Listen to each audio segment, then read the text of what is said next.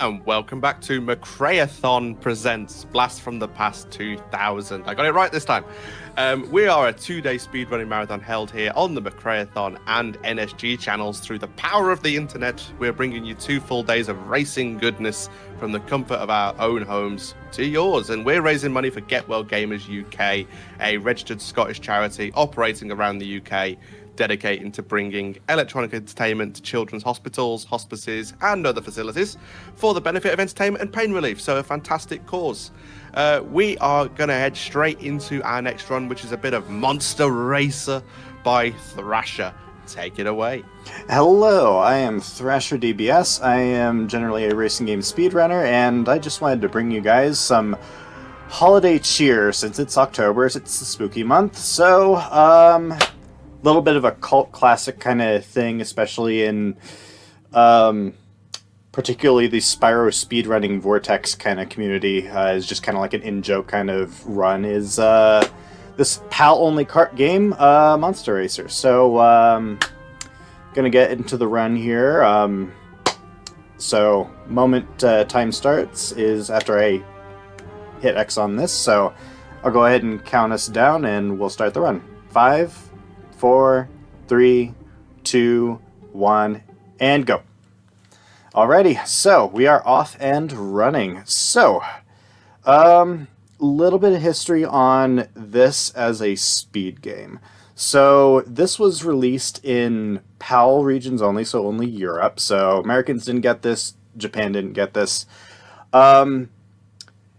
Basically, it's one of these kinds of bargain bin kind of,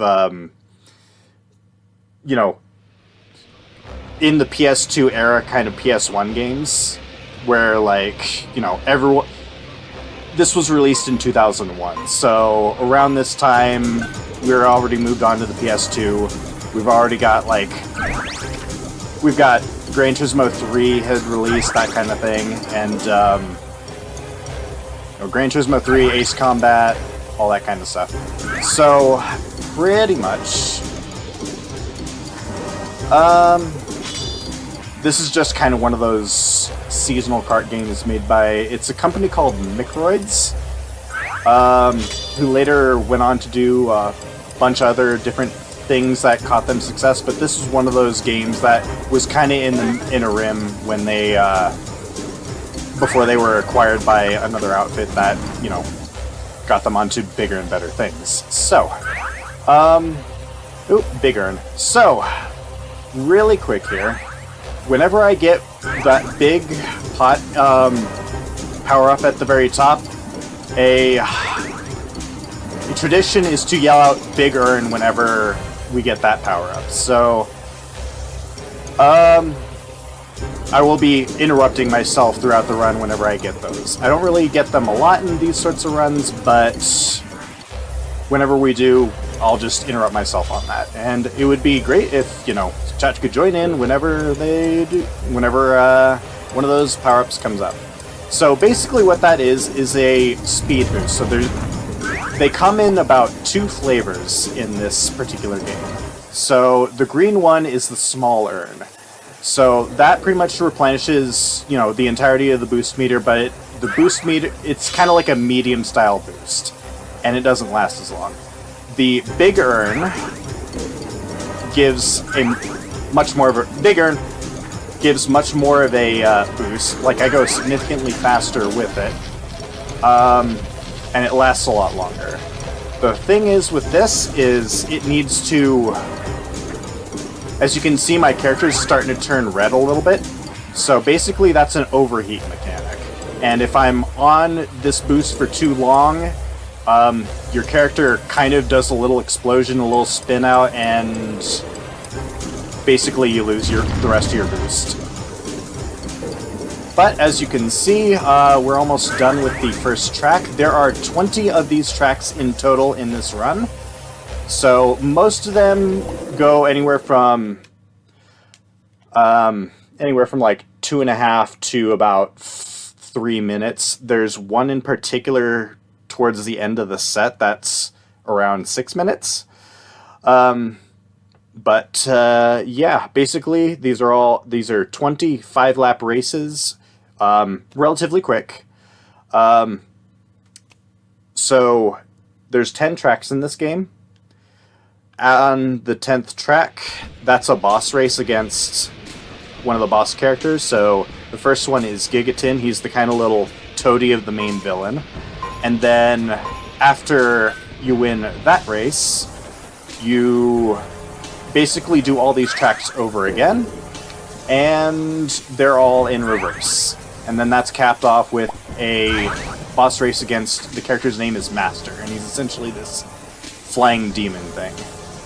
So, regarding this particular run, so typically the load times are incredibly long, but in the interest of fairness, between people who are on console, people who have FDS or different emulators, which emulate at different speeds depending on which one you have, all this run is essentially running off of IGT, so in-game timing.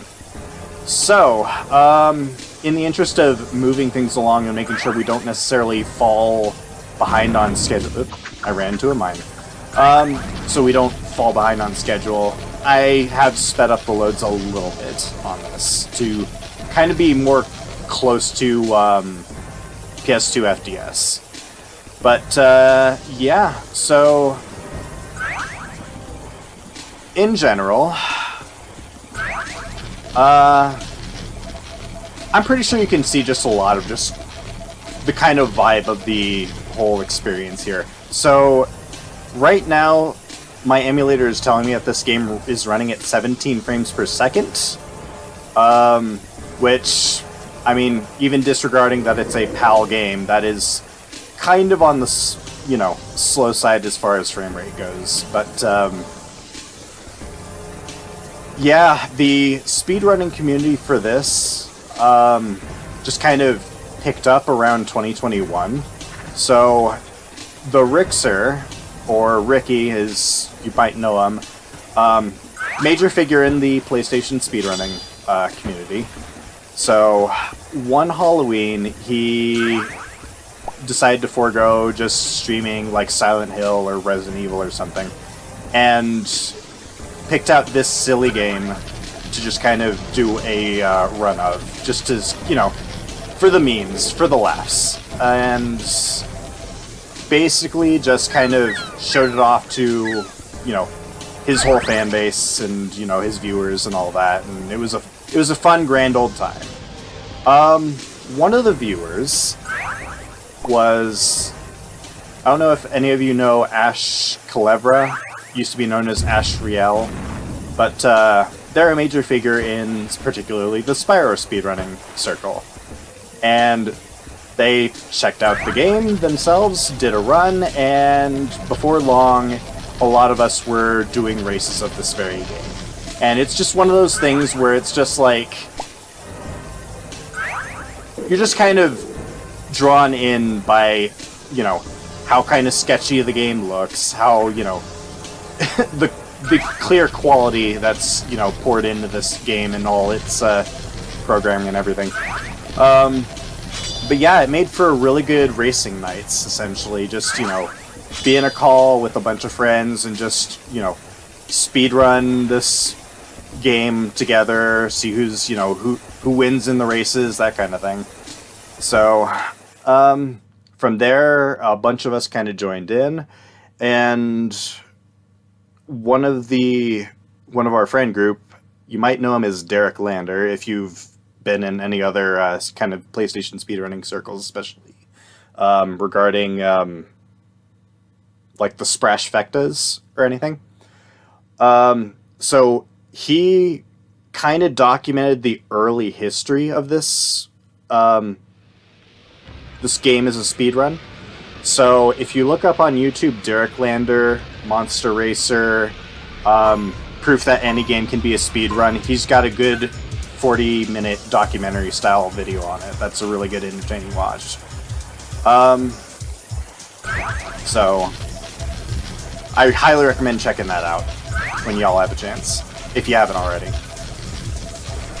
But, yeah, so as you've noticed, I've been just kind of haphazardly throwing away a lot of just power-ups and whatnot. And a lot of these are just so I can get big earns and whatnot for the speed boost, because the boost is key in this game.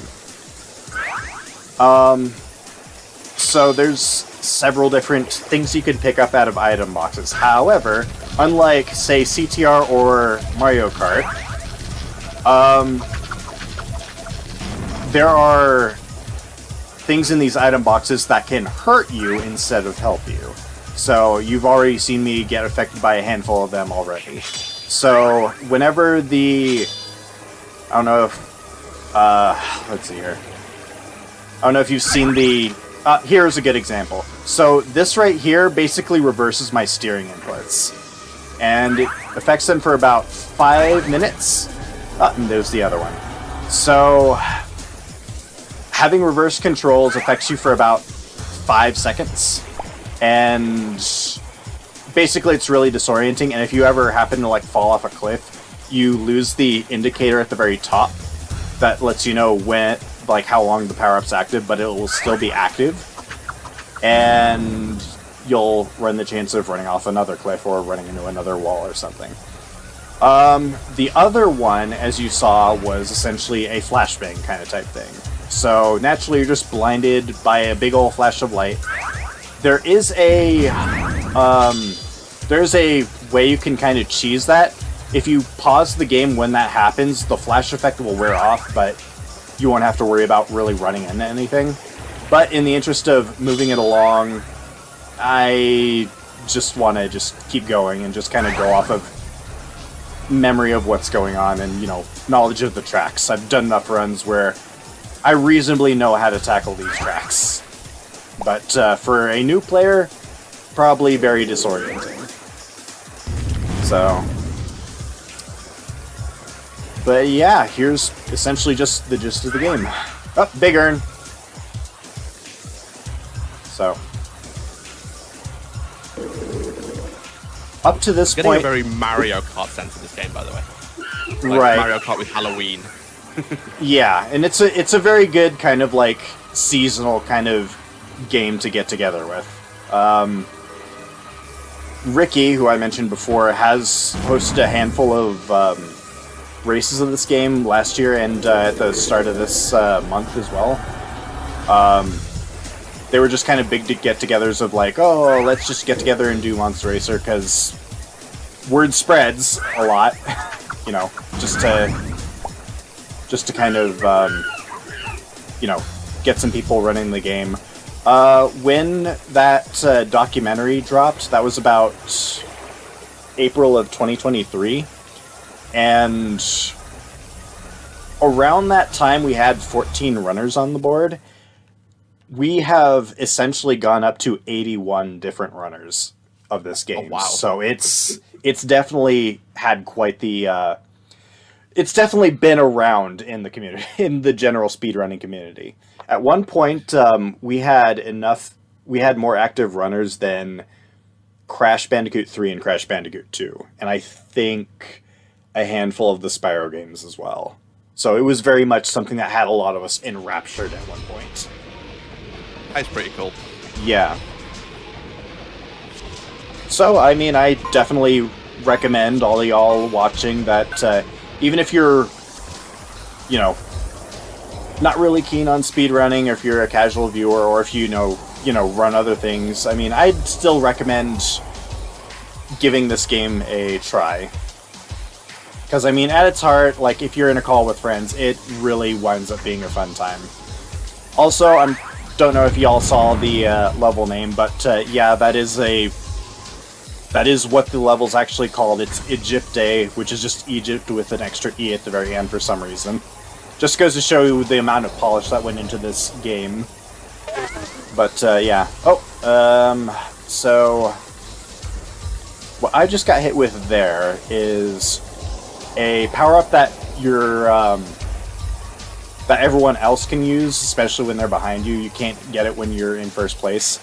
But essentially, I mean, as you can see there, you get small, you get shrunken down, your speed slows down to a crawl, and there's nothing you can really do to reverse that or combat against that. I mean, even the like shield power up you can get doesn't protect against it. So no matter what, it hits you, and you can't boost out of it either.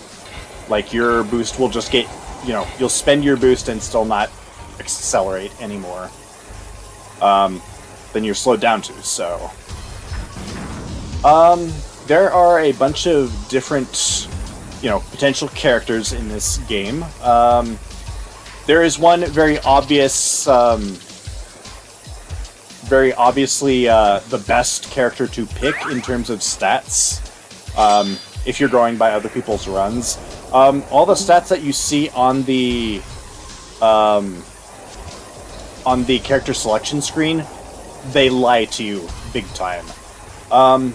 Way back when, somebody actually managed to data mine all the actual stats of everyone and put that in the spreadsheet, and that's in the resources tab on the games page itself. So really interesting kind of, it's amazing the kind of digging that one of our players actually did in this game. But yeah. I have something I actually do want to ask, because you mentioned earlier that the leaderboards are done by in-game time, which obviously is clearly tracked in the top right. Right. Do you have to manually add up like each race, or does the game have like an inbuilt way of saying? Nope, you have to manually do each race, and specifically the time, like right here, the time that freezes right up there, because the time that gets spat out on the results screen is different than what we measure. So it's specifically the time right when you finish the race. I don't know why there's a discrepancy there, but yeah. The moderators are dedicated enough to where they will literally calculate all that for you. But to be nice, I always manually calculate it myself and then submit it with the IGT. I would do the same. Yeah, absolutely.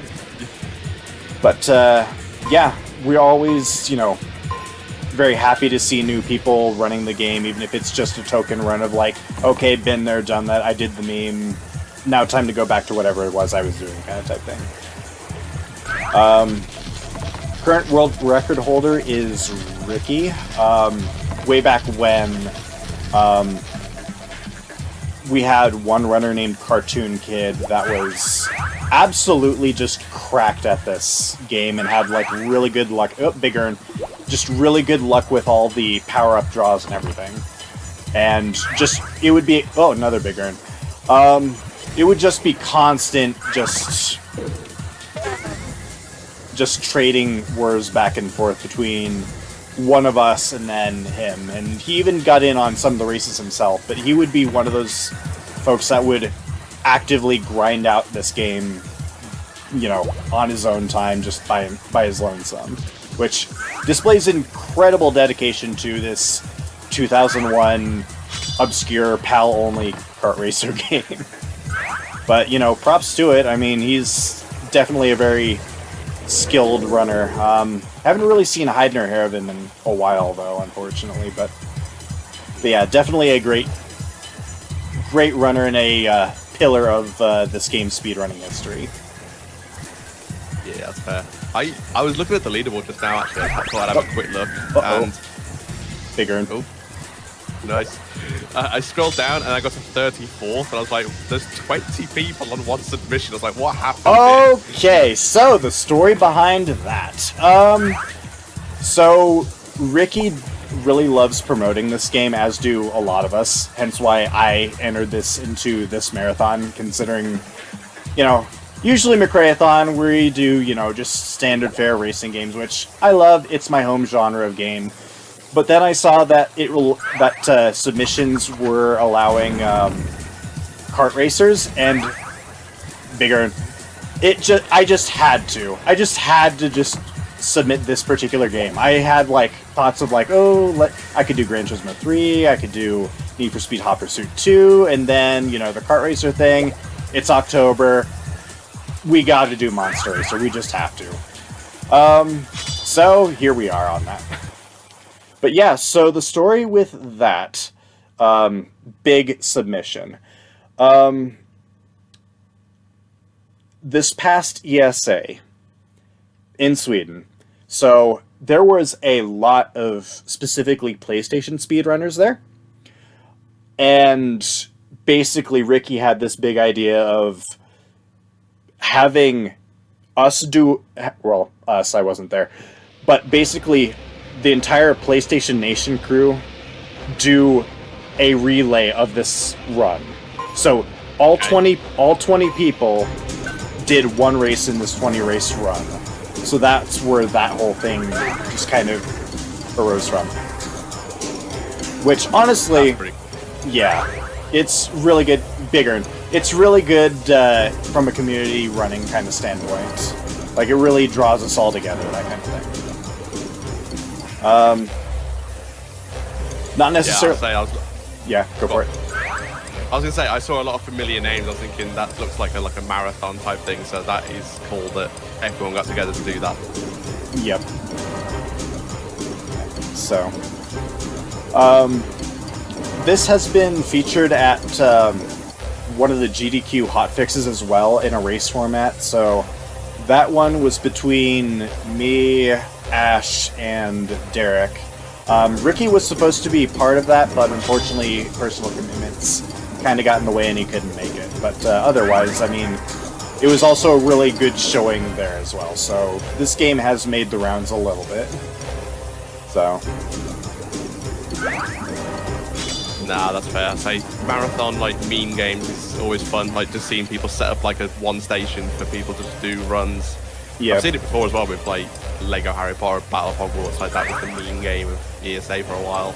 Right. This, that's pretty cool. Yeah. just seeing people get grabbed, like, you come here, come play this. Yeah. Yeah, I haven't been to one of like the major speedrunning events or whatnot, so I imagine it's quite an experience, like in person. But yeah, if one of these days I wind up at one of those, you know, would be neat to see like what the big meme game of that particular event is. But yeah. Yeah, would be cool to see other people, new people in marathon. So,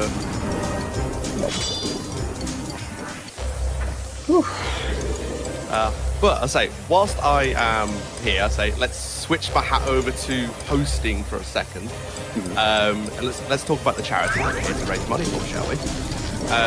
So, Get Well Gamers UK is a charity that takes donated video games and consoles to hospitals, hospices, and other healthcare settings where gaming can provide a power-up across the United Kingdom. So video games are an effective and proven pain management tool, providing much-needed entertainment for young people during long hospital stays or in circumstances in which recreational activities can be beneficial. And Get Well Gamers UK are currently linked up with over 140 hospitals and organisations across the UK. So it is an absolutely fantastic cause. If you would like to donate, then there's a few different ways in which you can do it. So you have the link below the stream. We have a big donate button. You can do !donate in chat, or we have very kindly pinned it as well at the top of chat as well. So you haven't really got to do anything. Just click on the pin message, send us a donation, use the incentives as well. We currently have one open for Need for Speed Carbon for you to choose the car color. So get your donations in, choose your incentives, and let's just raise a lot of money for a great cause. That's honestly a really cool kind of charity, hearing you describe that, because that's just one of those... It's really feel good that, you know, you guys are able to contribute to that sort of... I'm not very articulate, I'm sorry. But it's really cool what you guys are doing here, and I'm thankful to be part of it. Yeah. We're thankful for you having here. But yeah, it's an awesome charity. Like, just seeing, like, some of the things they do, just, you know, taking consoles in for kids who are going through like some of the worst of times, and, you know, just to kind of take a moment to say, you know, be a kid, you know, enjoy some video games and just, you know, do that, because sometimes you forget that when they're going through things like that, that they're not getting to be a normal kid. You know, they're in hospital for long periods of time, and it's horrible. So let's give them something to, try and cheer them up, and actually help their pain as well, because like that's one thing people don't think. People see video games, oh, they're terrible, they're influence. Like, no, they actually have good influence as well. Like, they actually do reduce pain. Yeah.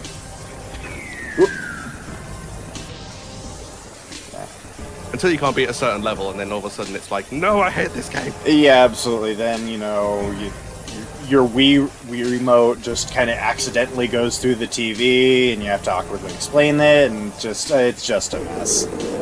Yeah. Yep. It's like, I just couldn't beat this one level, so I kind of broke the TV. Right. Well, in terms of difficulty on this particular game, there's no real reason to play this game on medium or hard, especially in the realm of the run, essentially. So, as you can see, I'm running up against the other players, or the other AI drivers, and they're all just...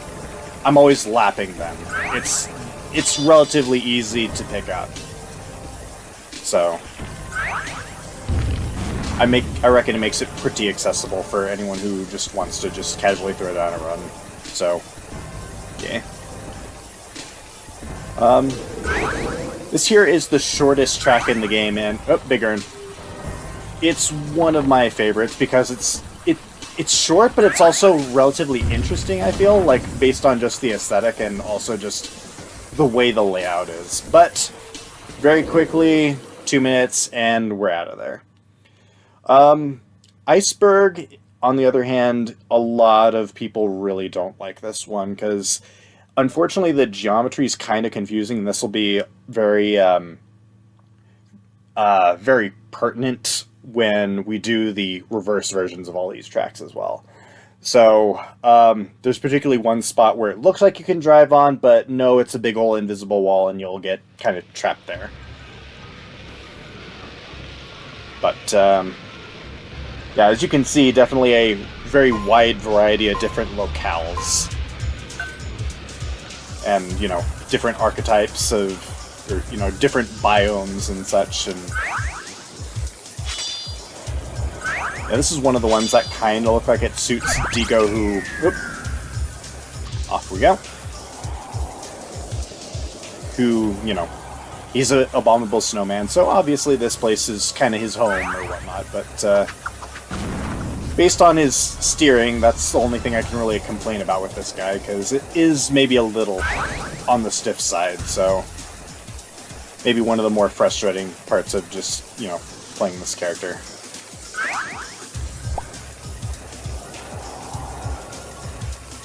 So... Was that mammoth that was frozen in the ice had really big eyes? I just saw that. Yep. It's nice that it's like it's supposed to be like, oh, it's supposed to be around Spooky Monk, but there's still, there's still comedy involved. Yeah. I can't remember what the actual lore behind this game, because yes, this game actually has lore to it. It's detailed in the manual, which unfortunately I do not have, because, well, I very legally obtained this, wink wink.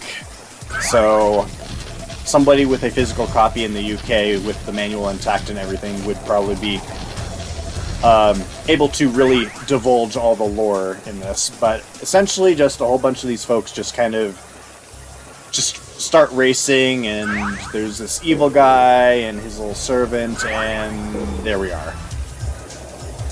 Yeah, King Europe has the manual, so he would be a good resource on that. So, him in chat. So. Definitely not just Googling the game now to find out what sort of lore I can find online as well. Right. What I'm amazed is this thing has an actually sort of more detailed TV tropes page than I would have imagined it would have. I'm on that page right now. Oh my goodness. That's what I just found. Yep. Yep.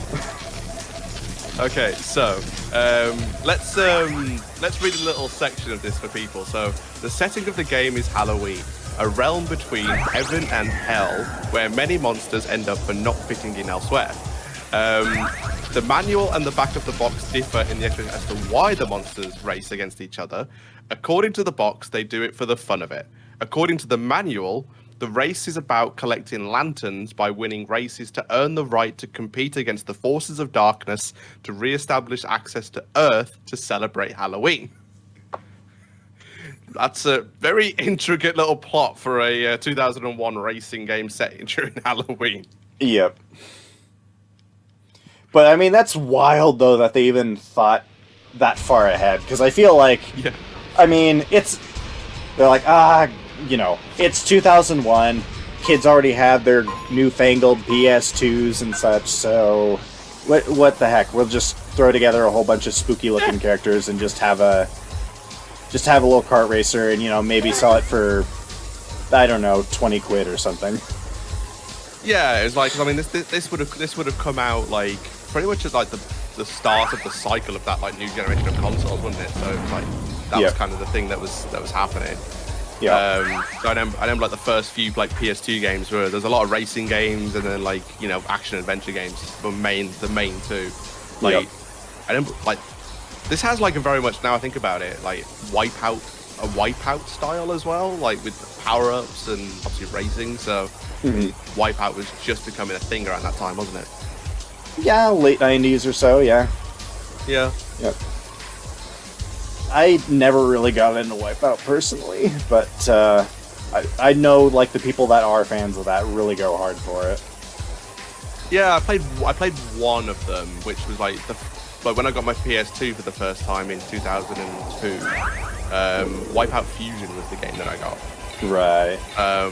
And yeah, super fun, but not a series I've actually gone back to since. Right.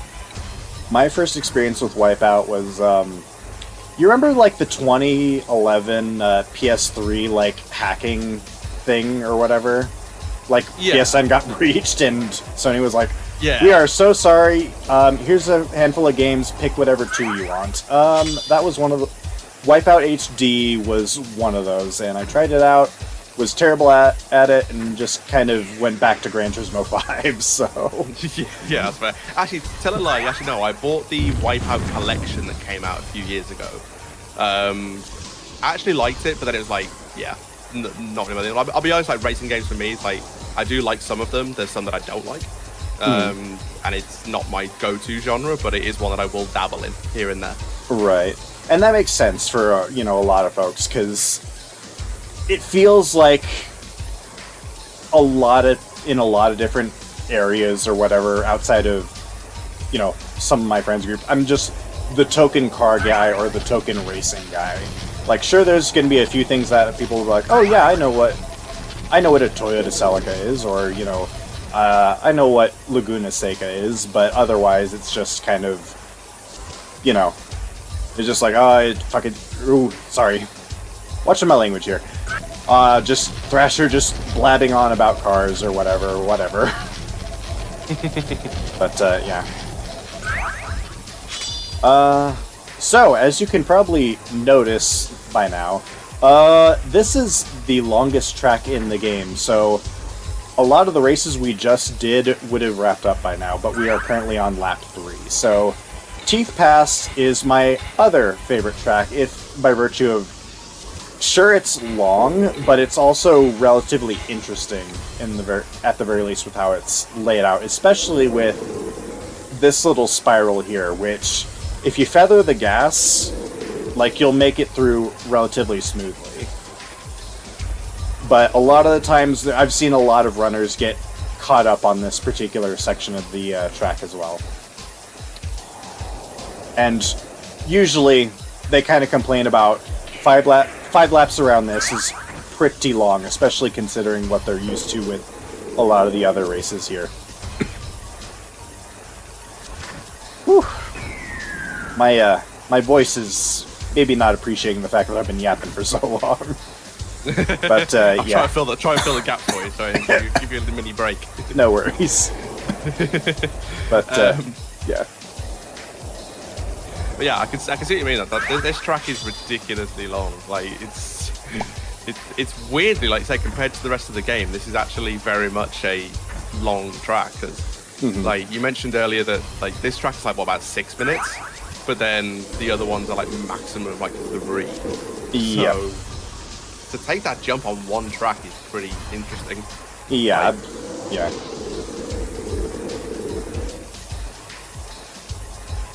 That said, this is also very polarizing, since most people I know either really like this track or they really hate this track, and usually the length is a deciding factor on that.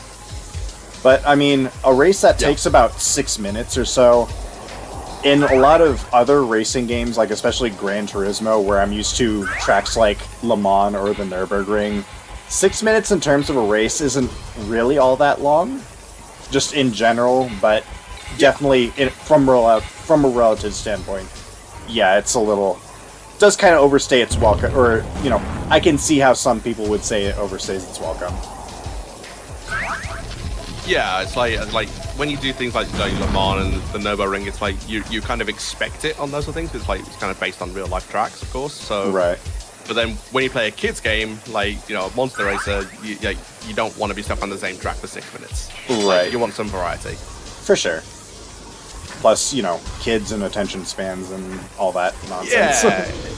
Yeah, exactly. It's like, it's kind of why you kind of look at kids like racing games and you think that that's why the tracks are so short, is because, like you say, the attention span is kids don't normally want to spend 6 minutes on one level. Yeah. I think I remember, like, when I was, like, 11 or so years old when I booted up Gran Turismo 4 for the first time and got my first taste of the Nürburgring. Like, you know, I drive it, and it's just like 4 minutes on, I still haven't completed a lap. I'm like, wow, this is taking forever, and I just exit out. Yeah. So, yep. But we are on the 10th track now with the Teeth Pass all wrapped up, so this means this is a boss race. So where the past few races have been just a case of, oh, just make sure you have enough points to, you know, progress on, that kind of thing. This one, you just straight up just have to win. If you don't, you gotta retry this over again. Which, we're on easy, it's gonna be a walk in the park. So, but yeah, that is Gigatin. He's not available as part of the normal roster. So the way you're able to play as him under normal means is basically beating the whole campaign on medium, and Master, who's the final boss, you unlock by beating the entire game on hard, naturally. So we do have New Game Plus. We do have New Game Plus categories for this game, plus a cheat category where through Game Shark, you can literally just have it so that you're constantly just bigger in the entire way, and so it trivializes the rest of the game, and you can use whatever character you want. So naturally, people are going to use the final boss character because his stats are quite literally perfect. Except because of how this game is kind of programmed, having perfect like steering and whatnot, if you're used to having to kind of lead into turns and kind of compensate for it, like the instantaneous like left and rights will actually kind of catch you out until you get used to it as well. But yeah, right after Teeth Pass, Volcano's kind of a breath of fresh air, or you know, feels a lot more shorter than it is, just simply because of what you just came out of. But yeah, we're on the 4th lap here. So, pretty soon here, we'll be on the back half of this whole run. And as you can see, based on the difficulty, I'm already about to lap the guy. So,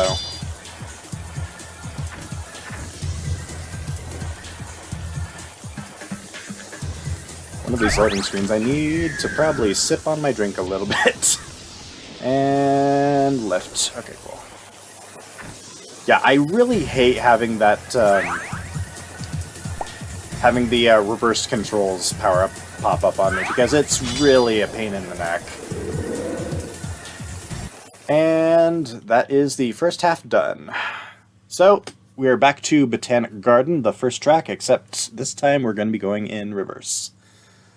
So, pretty much, game's not really going to get really all that harder on the back half of this. So,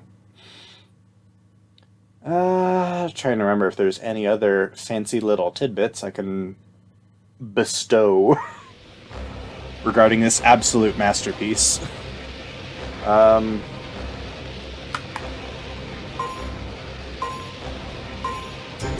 So, the first ever run of this game that, made it onto Speedrun.com was done by... At the time, their name was Cyberdemon. I think they changed it to something else, but they pretty much did one run and called it good. They had no idea that there was a boost mechanic to this.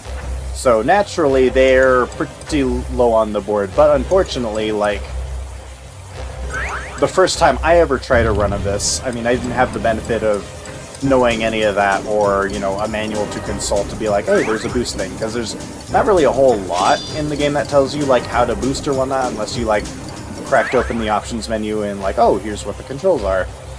So, a lot of my first run with this was, A, done with an unoptimal character because we hadn't yet ascertained which character was the optimal one to have. But yeah, I had no idea that this even had a boost mechanic, and so it kind of wound up being a little on the challenging side, because you just sat there just running at the same rate as your opponents are. And so you're just kind of hoping, oh gosh, am I going to stay ahead of them? Are the power-ups going to cooperate? Can I, keep ahead? But once the boost mechanic kind of rears its head, then you just zip past everyone just easily.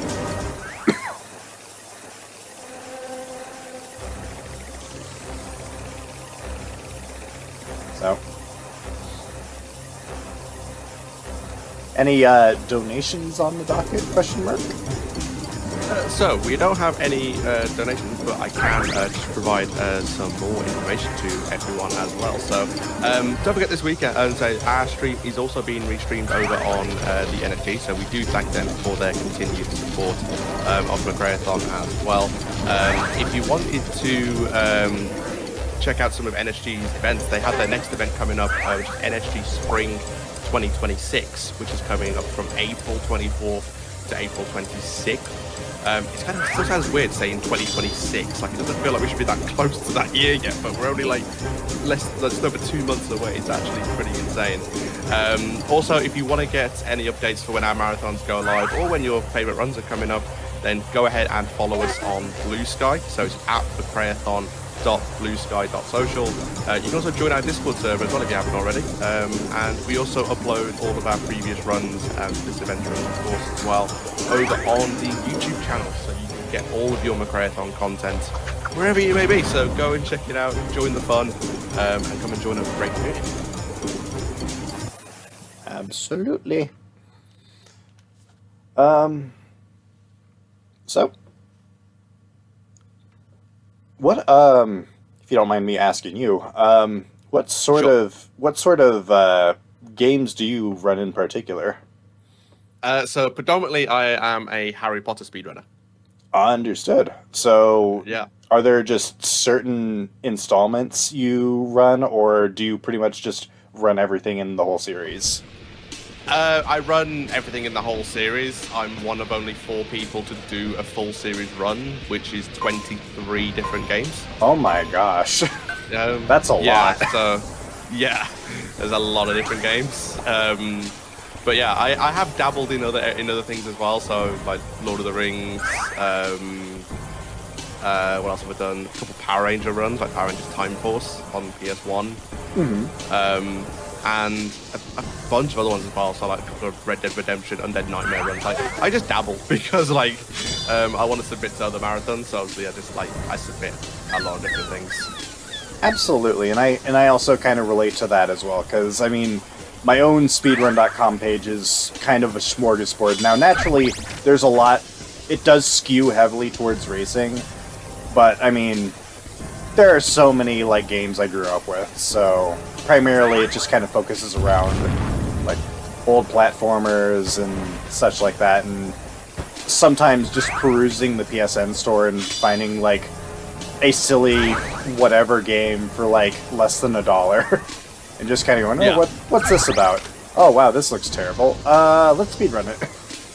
Yeah, this looks terrible. Like SRDC, what sort of run have we got? Oh, it's like 5 minutes. There we go, easy. Yep. The quick meme runs are all, or not necessarily even meme runs even, but like the super quick runs are usually very enticing as well, because it's like there's not a whole lot of commitment to that, and you can just be like, hey, there's this, you know, this massive sprawling game that's supposed to take like several hours, and it's super immersive and it's really good, and it turns out if you just get hurt and clip through a wall, you can just literally walk to where the ending happens, and there you go.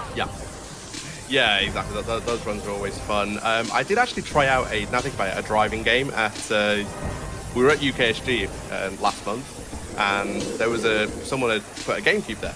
And I thought, okay, let's see what's on this. I don't know if anyone remembers this game, WWE Crush Hour. That sounds very familiar. Is it kind of like wrestling but twisted metal kind of type beat? Yeah, so it's basically like a wrestling version of a Demolition Derby, right? Style game. Yeah, I'll say I didn't know whose GameCube it was, but it was also CD-ROM was their GameCube. It was really cool. Had a bunch of different games available for us to play. But yeah, so I got to play that, and then I did like a full run of like the career mode as Brock Lesnar. Right. And it was so much fun, and like that's the fun thing about marathons, like some of the events as well, is like people will provide like a lot of cool stuff, like consoles and things like that you know are just set up for people to try. So you just start to play some random things. Like we've had that. We had it was supposed to be a kids friendly like Trivial Pursuit, I think it was. Right. It was not kids friendly at all. Oh no. There was some really dodgy questions.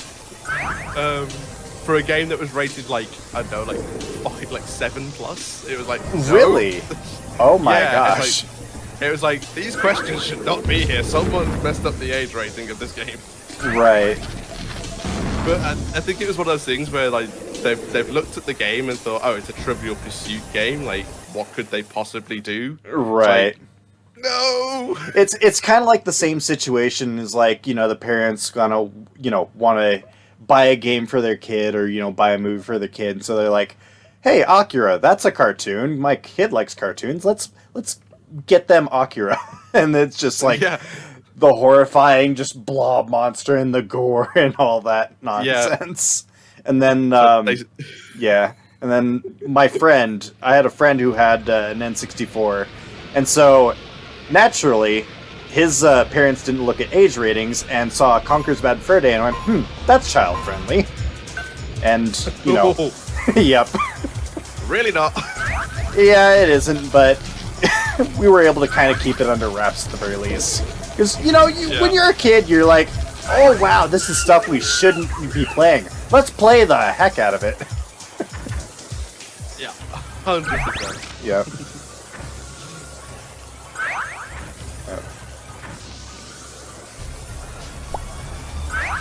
Okay, so you mentioned earlier as well, so the tracks that we're on now, so it's basically the same tracks but in reverse. Yep, the same tracks I just did, except they're all just reverse layout. And that's how you get extra game content, folks. Just take what you've already got and flip it around. Yep, absolutely. We gotta pad out the thing and just, you know, make sure they got the most out of however much they shelled out at the flea market for it. Yeah, exactly. So, although that must really mess with like muscle memory, things like that, because like you've done a track and then all of a sudden you've got to try and do everything in reverse. In a way, but essentially, like if you do this game enough, like obviously you can just kind of compartmentalize each of them into just kind of their own treat them as their own tracks, the same way the game kind of does, at least. So I was talking a lot about the spiral in pass, like going uphill. Going downhill, that's a completely... You have to tackle that in a completely different way. So that's the most egregious example that I can think of in terms of, like, differences between the two. Because you can't simply feather the gas and just have, like, the uphill and the down... You know, the uphill just kind of slow you down reasonably enough where you don't just careen.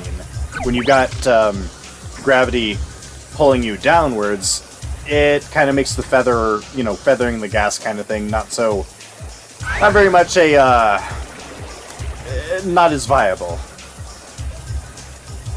But, yeah, I see what you mean. Yeah.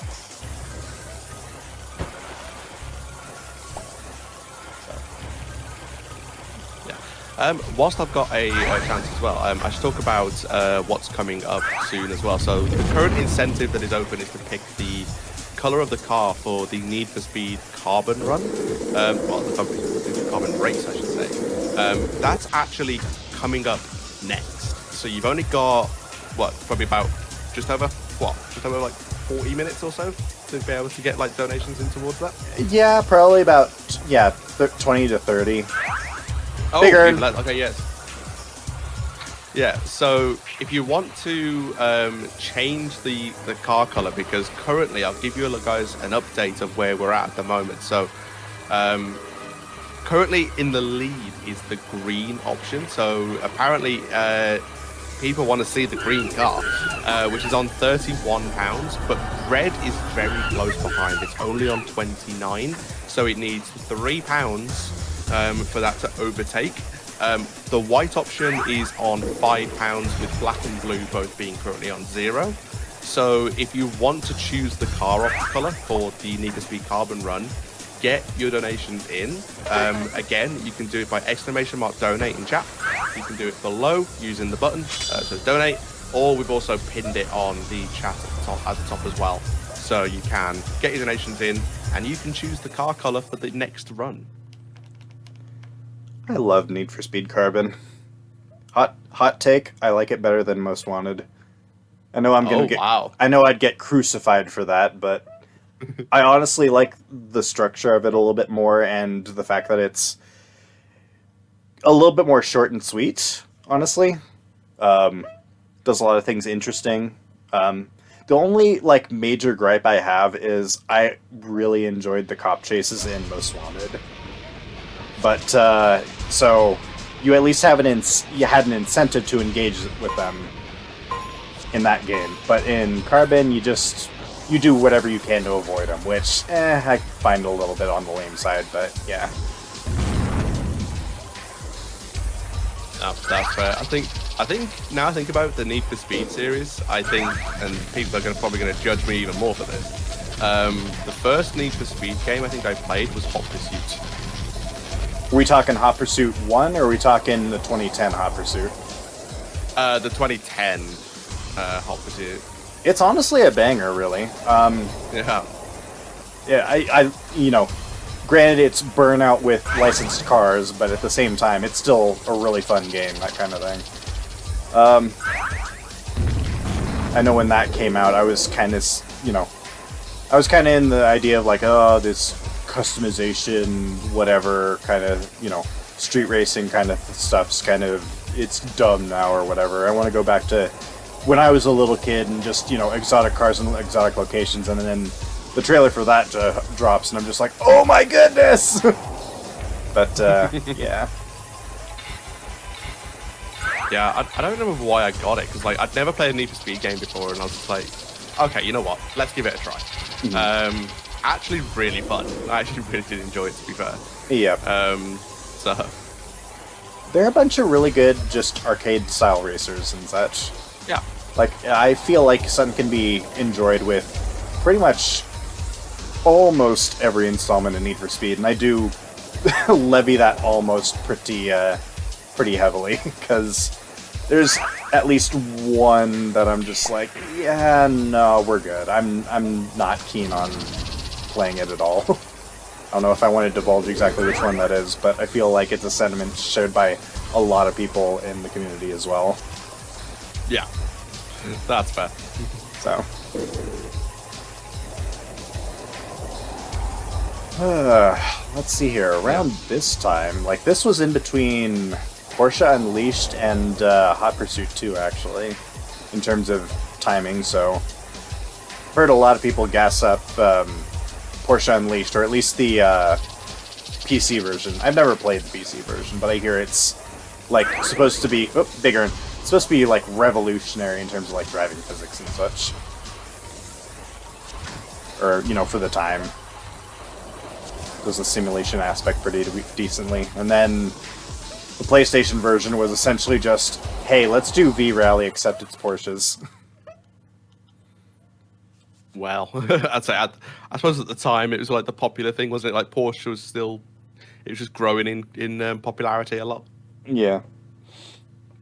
So. Yeah. Okay, so back at the castle. Back at the castle. I'm not so keen on this track in particular. I know a handful of people really like it, but it's at best okay for me. But sometimes, like those narrow walkways or whatever, especially around the moat, if you get the wrong power up there, and you'll be careening off the edge, and I'm definitely not a fan of that. So, especially considering it can happen quite a lot in a singular playthrough. So, uh-oh, that's not good. Well, that's the first time I've ever been embedded into the wall, so that's the first. Also, I have zero idea how well I'm doing in relation to PB, if I'm being honest with you. So, we just kind of go. Yeah, we just drive. We'll finish at some point. It's all good. Yep. Just as long as I'm not overestimate, which I doubt I'll be overestimate. So, like something would have to go catastrophically wrong. Quick, everyone touch something wood now. Yeah. Yeah. And I've been smalled. That's not a good response to all that. There we go. Yep. That's it.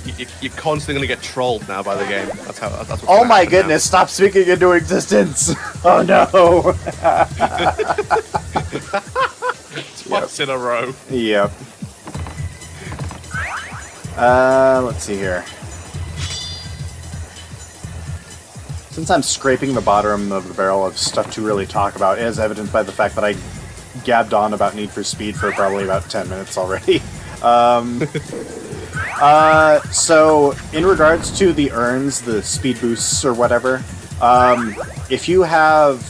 whichever one you grabbed last is the one that overrides the last one. So, there's a very good chance that if I grab a big urn and then run over an item box and get a small urn, it's going to honor the small urn more, so that means you big urn, that means I lose out on all the extra boosts that the big urn would provide.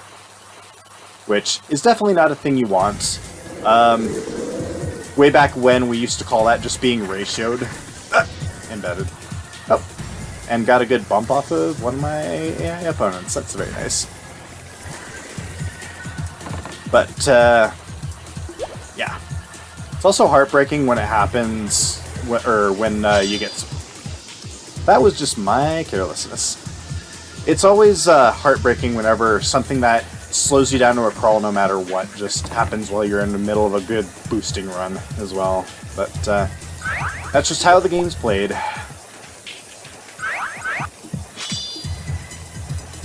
So.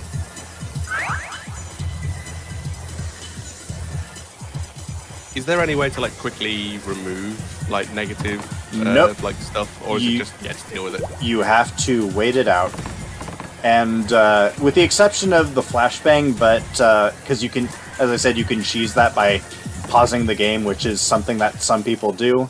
Not really my style. Yeah, it's kind of like if you fall for that, then it's kind of like just deal with the consequences of your actions, basically. For sure. Well, I mean, I'd hesitate to call it consequences of your own actions, because you run over all those item boxes to hopefully get something beneficial. And it ain't your fault that 2 of those items actively hurt you. Yeah, so yeah, it's like, you know, yeah, I see what you mean. Yeah, it's more RNG based than actually like what you're choosing to do. Yeah. Yep. There's a big reason as to why RNG plays a big factor into how quickly, how good your overall time is going to be. And, I mean, Suya, I really agree. Like, I'm not a fan of, like, harmful pickups in the slightest. Like, I would really like an itemless mode, personally, but, not necessarily a big demand for that. And especially, like, when it comes to, doing this with friends, having to have that, like, kind of constant threat of just something could trip you up or whatever, it kind of adds to the fun, like, the party aspect of it. So, it's whatever. It's part of the game. You deal with it same way you deal with anything else. Yeah, it's like things that negatively impact you. I don't mind it too much if it's like just a minor thing that only lasts a few seconds. Like, racing game, like you're temporarily blinded for 2 seconds or something like that. Yeah. Or like the screen changes or something impacts the screen, so like you can't see what you're doing, or like your controls are, you stopped in some way for a couple of seconds. Yeah. That's fine, but ones where it's if you get one of these, you're going to struggle to win the race. It's yeah, that's a bit too much. Yeah, for sure.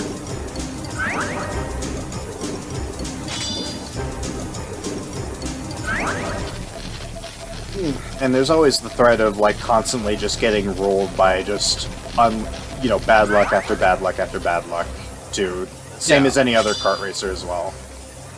Yeah. Or even if they were to do where if you get a negative impact, there's a way to remove it. So I'm thinking Mario Kart now. If you get inked, you can just drift and boost, and it washes it off.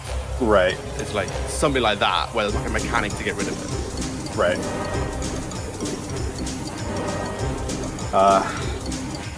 I've just kind of reminded a little bit of the times way back when Crash Team Racing Nitro Fueled was brand new, being online and having decent lead in the race, and all of a sudden I just get absolutely bodied by 5 different warp orbs sent by 5 different players, and just constantly just effectively just blue shelled, impact after impact after impact. Yeah, that's that sort of thing. Yeah, nah. Yeah. Although I know technically you can avoid a blue shell, but it's just it's still the same sort of thing of it's still annoying. Yeah, absolutely. If you get hit like 3 in a row. Absolutely.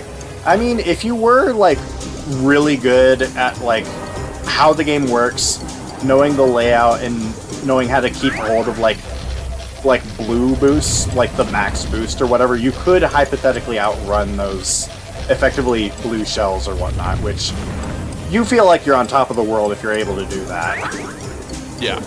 So, just adds to the, the skill ceiling a little bit. It would be interesting if somehow, if somebody outrageously dedicated enough were to actually make kind of an online version of this game. That'd be interesting to see, if I'm being perfectly honest with you, but I don't see that happening. Still, would be an interesting kind of development or, thing to experience. So. Yeah, I think that's the thing with a lot of racing games. The second you hit co-op, not co-op, sorry, versus or online multiplayer, it just creates a whole new dynamic. Absolutely. Yeah.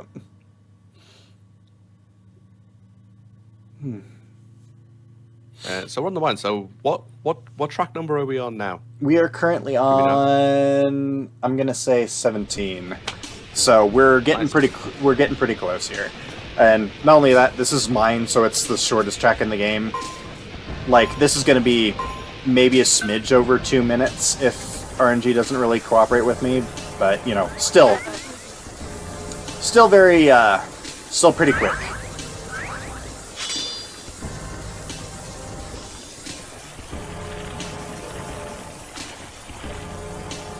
I'm just happy that, I'm on one of my 2 favorite tracks in the game, which people have kind of, people have kind of side-eyed me a little bit for, What do you mean you like mine and also like Teeth Pass? That doesn't make any sense, because, respectively, longest track and shortest track. Yeah, I immediately got strong. Yeah.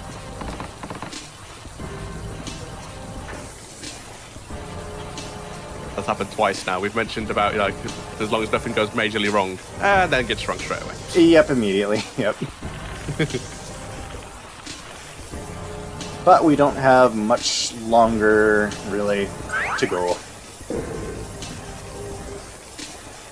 I hope this run, I mean, I don't know if I've done all that good a job of really showcasing the game's charm or, the sort of skill, emblematic in a game like this, but I hope at least a few people or, see this and kind of go, you know what? Let's give it a try. Just even if it's horrible, let's just do it and just say we did it, and if it sucks, never have to touch it again type beat. Yeah, say do the old-fashioned thing that a lot of people have done on the board, just one run and done. Yep. But yeah, even still though, I mean that's cool. I mean the fact that you grew all the way to like over 80 runners on the board, which is insane. Yeah. Like when I saw the game, like especially when I do my hosting stuff, I look at the game that I'm going to be doing. I try not to look too much because I'm like, I want to kind of experience it as well. But I was like, how did this game get 80 plus people? Like, it didn't look like a game to me that should get that sort of community, if you see what I mean. Like, it's like, what about this game does that? I've learned it very quickly though. Absolutely, yeah. We get the propaganda going from a very handful of very dedicated people. Yeah, and that's the thing. Sometimes that's all you need as well. Like, you might not have like the most amazing game with like all these cool tricks that you can do, but it's like you've still developed a really cool, like fun, bigger like, niche. And yeah, even things like that, like bigger, like some little things like that, just make it really cool. Yep. It's always nice to have the little in-joke or traditions or whatever. Oh, and yeah. I lost it. Heartbreaking. Oh, bigger. Okay, cool. Yeah. Never mind. Yep. So that little part off to the right that I just passed or whatnot, that's kind of one of those places where it's a little deceptive as to where you can go. So I've definitely run into that a handful of times, like early on, where it's just like, what do you mean I can't go through here? But sometimes the way the track's laid out is a little confusing. I do appreciate seeing the joining in of Big Earn in chat. I do enjoy the audience participation, in the community traditions, shall we say. And a handful of the people that are in chat actually have done runs of their own. I nice. Recognize a handful of names in there, but yeah, that was my carelessness. I just ran into a parked car. Yeah, I shouldn't have bought that. Yeah. Oop.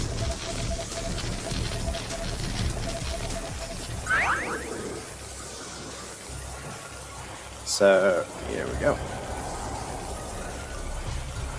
Yeah, but as we're sort of approaching the end of this run, I should have a final reminder for people to get your donations in towards the next run's incentive to choose the car color, which is Need for Speed Carbon. So if you want to have the last minute influence to change the color of the car, you only have a very limited window now to get your donations in, so get them in as soon as possible. And give me something to read. I want to read donations. Yeah. Well, we could keep reading the TV Tropes page. I mean, we absolutely could. I mean, you're definitely not wrong. So let's warm up the voice now. So we've explained the lore. Hang on, just got to sort out the ads on my thing. There we go. Nope, I want to see the ads. That's fine. my ad block is not letting me view the page now. It's like... Oh, no. Hang on. Ad block. Allow on this page. Thank you. There we go. Okay. Giggles and U-Block Origin. So we've discussed the lore. So apparently, so Monster Racer offers 10 default playable monsters. Those being Frankenstein's monster, a mummy, a witch, a vampire, a werewolf, a Bigfoot, I can't say this word, succubus. Succubus? Yeah. Succubus. Succubus, that's the one. I apparently can't do words today. A poltergeist, a skeleton, and a scarecrow. 2 more racers need to be unlocked, which are an imp and a devil, which I imagine you do by doing certain levels in certain ways. Yep, so the little goblin guy, that's Gigaton, that's the first boss, and you unlock him by beating the game on medium. And then the second one is Master, and he is the final boss, and you unlock him by beating the game on hard. Oh, okay, so that's pretty cool. So like, you at least you get some kind of reward for going through the higher difficulties.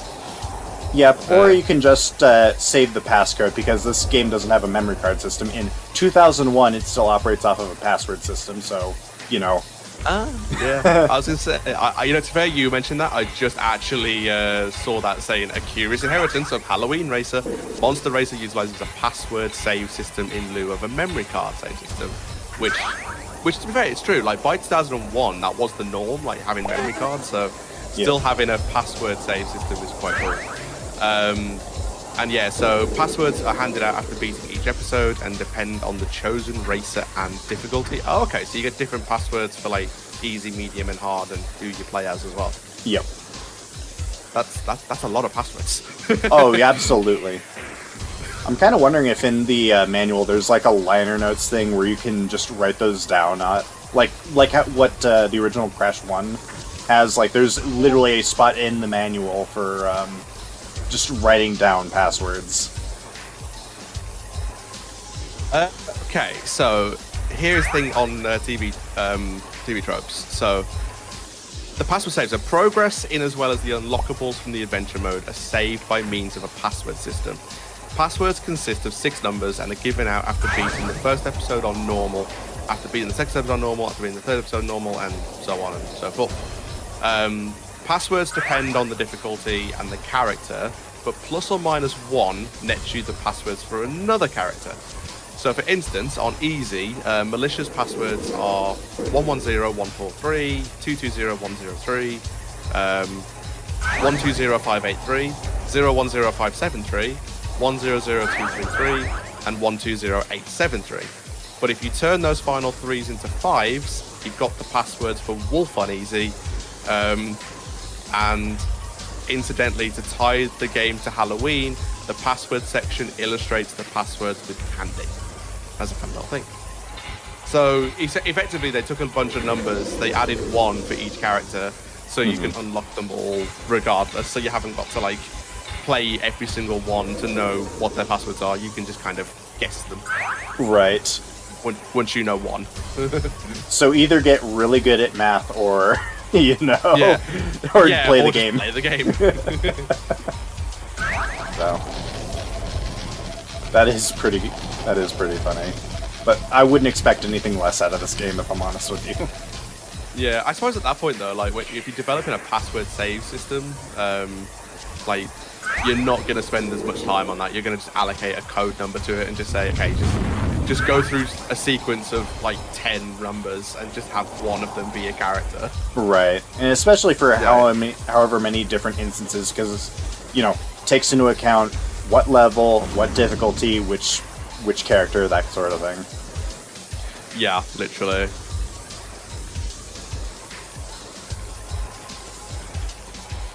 Whew. But yeah, it's like, I mean, I remember like some of the older like Game Boy games having the password system. Like, funnily enough, like the game that comes to mind, like whenever I think of password system, is, I don't know if anyone's ever played it, the like a Bugs Bunny game, where you have password system. I can't remember what the game was called in full. I just remember like you having to get to like doors, you had like little cannons. I can't remember what it was called, but like that was like my first experience of a password-based system. I never triggered until probably recently that was in replacement of a memory card animation. Right. I mean, as far back as like 96, like you could. Games typically had like both at the very least. So I mean, Crash 1. I remember Need for Speed 1 also kind of having a password system too. And then some of them just, it was password or nothing kind of type thing, so that was like Twisted Metal and such. Of course, I mean, the stuff to unlock in those were relatively trivial kind of button presses anyways, so... But yeah. It's actually bugging me now what that game is called. I'm gonna have to go find out. It's Bugs Bunny? I'm sorry. Big Earn. Yeah. It's 6 in the morning. I'm a little burnt out on good jokes. Yeah, that's absolutely fair. I believe it's called... yeah. Bugs Bunny Crazy Castle. Crazy Castle. Yeah. There was apparently 4 of them, so I was looking, I think I played one of them. Right. Ooh, we are getting awfully close to the end. We are on the 20th track and on the final boss race. So, after I cross the finish line on the last lap of this, you guys will be rid of me. So, but, yeah. Hope everyone's had a good time, had, enjoyed this lovely game, heard the word of our Lord and Savior, Monster Racer. But yeah, I'd like to hear your thoughts on, what you think overall on what you've witnessed in this game, or, and reading the lore and all that. Yeah, it's got some very crazy lore, for sure. Yeah. But, like, actually looking at the game, like, it looks really, really cool. Like, it just looks like one of those sort of, like, typical, let's make a racing game. Oh, what should we base it on? Halloween. And it's just a fun little game just to chill with. Like, it doesn't look like say, it's not a hard game to learn. It's just one of those you just pick up and just have a bit of fun with it. Yep. And as I've said before, it is best enjoyed with friends also playing the game as well. So, 'cause then you can like shout out, oh, Big Earn, or just, oh no, I got smalled, or oh, I got flashbanged, stuff like that. Yeah. Yep. Yeah, and map design wise, you can clearly see it's like a typical PS2 style, like you're getting stuck in the wall, things like that, like just little things. Yep. But sometimes that's what makes them fun. Mm-hmm. Can I interest you in doing a run of this, or maybe stick with, or are you gonna be like, I'll stick with the Harry Potter actually? Potentially, if I find time. That's my thing. For sure. That's the only thing I have. Like, I haven't had time to do my own runs, let alone this one. True, and I mean, I have to work tonight, so I totally get it too. So, yeah. All right, we are rounding the corner. We're starting the final lap, and yeah. So, did anyone speak up for Red Corvette, or are we looking pretty? No. Are we looking pretty green Corvette? Corvette gang now. We're going green at the moment, but there's still time. There's only 3 pounds that would take it make Red take over. So you've still got a chance because you've got the intermission as well. GG across the line. There we go, and that's time. But yeah, that was very, very good fun. Absolutely. So here's the lovely ending to this game, very rich, as you've read off the lore. Here's the, the ending cutscene that ties all this together, and, all your questions will be answered with this masterful ending and, FMV goodness.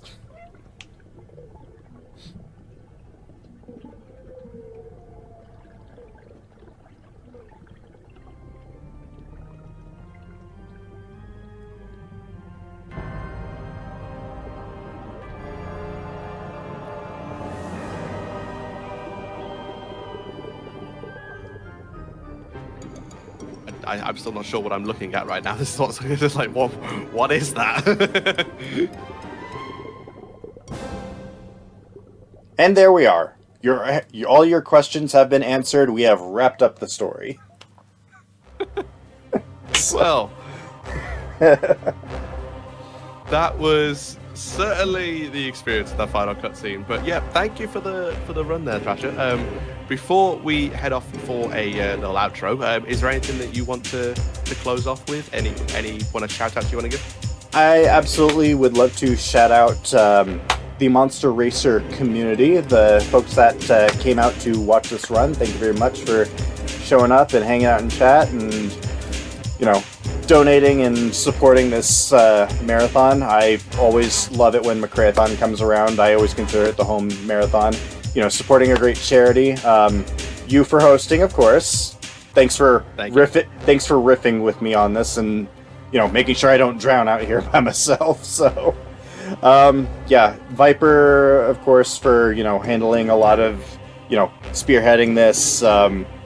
Hyperlink for a lot of the back end stuff. Kenzie as well. And just generally the community that really makes this a good speed game, a good speed community as well, for Monster Racer and such. But yeah. Cool. I'll say, absolute pleasure watching that run alongside you there, Thrasher. It was good fun to be involved in as well. We're going to go to a very short intermission, hopefully, whilst we set up for the next run, which is going to be the Need for Speed Carbon. This is also the end of my hosting shift, so I'm going to be handing over the hosting reins to Nordic. So you've got a fantastic host coming in for you. And yeah, we will be back very shortly. So get yourself some water, get yourself hydrated, and we'll be back for some more McRaeathon Presents A Blast from the Past 2000. Don't go anywhere.